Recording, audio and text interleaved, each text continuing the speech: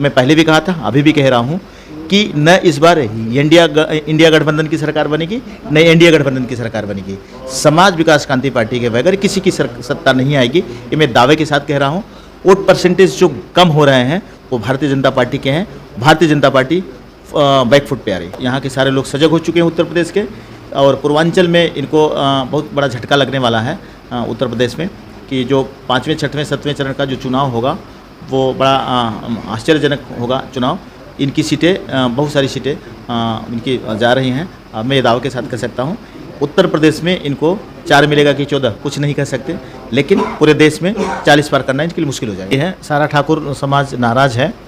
अंदर की बात मैं नहीं कह सकता आपको, लेकिन जो भारतीय जनता पार्टी के शीर्ष पे, मैं किसी का नाम नहीं लूँगा, वो भी नहीं चाहते हैं कि ठाकुर समाज जो है भारतीय जनता पार्टी को सपोर्ट करो। जो मिनिस्टर की बात कर रहा हूँ, जो ठाकुर समाज के मिनिस्टर हैं, क्योंकि बहुत आघात पहुँचा राजपूत समाज को, ठाकुर समाज को, क्योंकि ठाकुरों का अपमान किया है भारतीय जनता पार्टी के सांसद जो मिनिस्टर रहे हैं। आप पहली बात जानते हैं, इस तरह से अपमान कतई बर्दाश्त नहीं होगा ठाकुरों को। तो राजस्थान के ठाकुर बिगुल बचा चुके हैं कि हम भारतीय जनता पार्टी को हराने का काम करेंगे। सारा राजपूत समाज पूर्वांचल का भी ये चाहता है कि भारतीय जनता पार्टी किसी भी बेस पे और सरकार में न आए। तो धीरे धीरे इनके पोल भी खुल रहे हैं। इनके जो लोग हैं वो घमंडी हैं। इनके लोग जो है संविधान की धज्जियाँ उड़ा रहे हैं। इनके जो लोग हैं वो किसी संविधान को मानने के लिए तैयार ही नहीं है। ये संविधान को तोड़ने का काम कर रहे हैं। हमारे साथ फिर एक बार मौजूद हैं, हाजिर हैं, राष्ट्रीय अध्यक्ष हैं अपनी पार्टी के, उद्योगपति श्री अशोक सिंह जी, जो जौनपुर से अपनी सियासत की भाग्य आजमाइश कर रहे हैं, जो स्वतः राष्ट्रीय अध्यक्ष होने के बावजूद अपनी पार्टी से अपनी उम्मीदवारी यहाँ पर व्यक्त कर रहे हैं और मजबूती से चुनाव लड़ने की तैयारी और जीतने की जुगत में लगे हुए हैं। काफ़ी बातें कर चुके हैं पिछले कई मुद्दों पर, लेकिन आज का मुद्दा विशेष है। प्रथम चरण के मतदान के दौरान मत प्रतिशत जो 2019 का था, उसके मुताबिक इस बार का मत प्रतिशत गिरावट आई है। तो क्या कारण हो सकते हैं, इसके मायने क्या निकाले जा रहे हैं? क्योंकि व्याकुलता बढ़ती जा रही है लोगों में, और ख़ास करके रूलिंग पार्टी के भी कार्यकर्ता हैं, वो भी बेचैन हैं इस बात को जानने के लिए।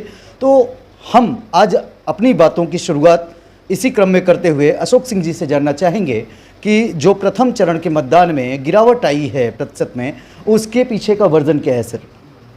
जी बहुत बहुत धन्यवाद आपका। आपको मैंने पिछली बार भी बताया था, कुछ चीज़ें बताई थी, आपने गौर से सुना नहीं होगा।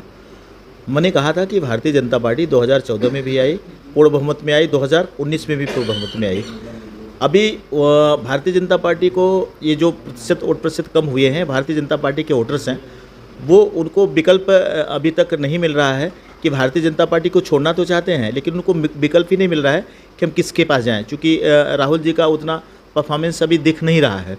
तो हमारी पार्टी समाज विकास क्रांति पार्टी तो नई पार्टी है, अभी तो हम हर जगह अपने सांसद जिता के लेके आ रहे हैं। मैं आपको एक बात और भी बताना चाहूँगा, गाजियाबाद की बात, जो चुनाव हुआ है, चुनाव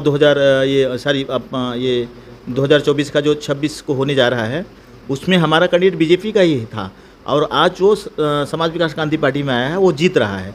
नमः यादव करके कैंडिडेट है, पूरी तरह से वो गन्ना किसान लेके मैदान में उतरा है और जीत हासिल कर रहा है वहाँ पे।